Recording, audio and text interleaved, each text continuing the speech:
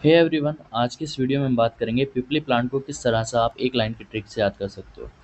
With in 5 minutes में आपको पूरी अच्छे तरीके से पूरा प्लांट याद करा दूंगा। उसकी बॉटनिकल नेम, उसकी फैमिली, उसका मॉर्फोलॉजी, उसका सिनोनियम्स किस तरह से याद करेंगे, वो सारी चीज़ें मैं आपको केवल एक लाइन बताऊंगा वीडियो में, बीच में या एंड में। आपको पूरा प्लांट मेरा याद हो जाएगा, इस बात की 100% एश्योरिटी मैं दे रहा हूँ।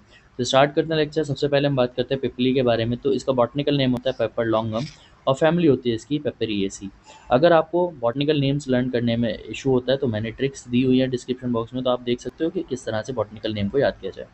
इसके सिनोनिम्स कहे गए हैं मागधी, कृष्णा और वैदेही। इसको मागधी क्यों कहा जाता है? क्योंकि मागध देश में उत्पन्न होता है। और कृष्णा इसलिए कहा जाता है क्योंकि कृष्ण वर्ण का होता है, काले कलर का होता है। और वैदेही इसीलिए कहा जाता है क्योंकि विदेश में उत्पन्न होती है हमारी पिपली। ठीक है, बात करते हैं इसका वर्गीकरण। तो आचार्य चरक ने इसका जो वर्गीकरण रखा है उसको रखा गया है शिरो विरेचन में। तो इसका जो क्लासिफिकेशन किया आचार्य चरक ने वो शिरो विरेचन में रखा है। अब हम बात करते हैं इसके भेद के बारे में। तो इसके 4 भेद बताए गए हैं: पिपली, गज पिपली, सहेली और वनस्पति वन पिपली। इसके 4 यहाँ पे भेद बताए गए हैं।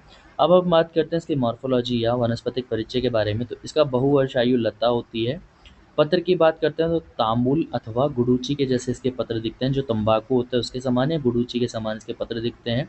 पुष्प कैसे होते हैं? एक लिंगी यानी कि यूनिसेक्सुअल फ्लावर्स देखने को मिलते हैं और अलग अलग लताओं पर प्रेजेंट होते हैं।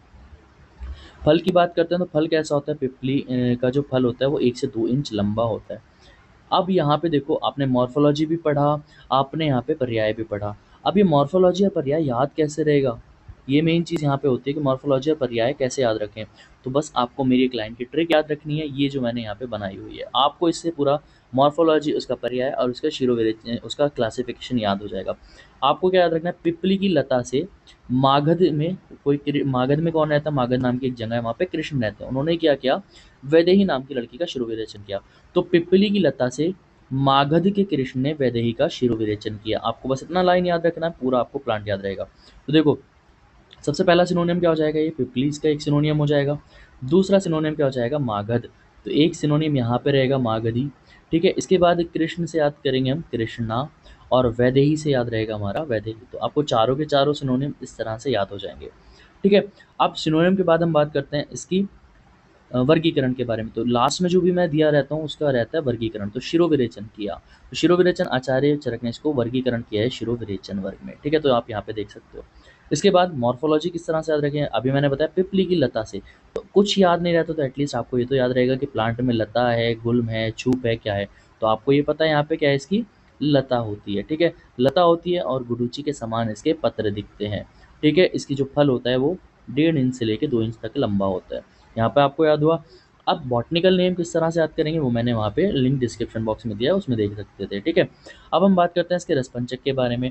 तो इसके 3 टाइप होते हैं। पहला होता है शुष्क पीपली, एक होती है आर्द्र पिपली यानी कि ताज़ी, और एक होती है पिपली मूल। तो इनका जो रसपंचक होता है वो अलग अलग होता है। जिसमें जो शुष्क पिपली है और पिपली मूल है उन दोनों का रसपंचक सेम रहेगा, लेकिन आर्द्र का थोड़ा सा रसपंचक अलग हो जाता है।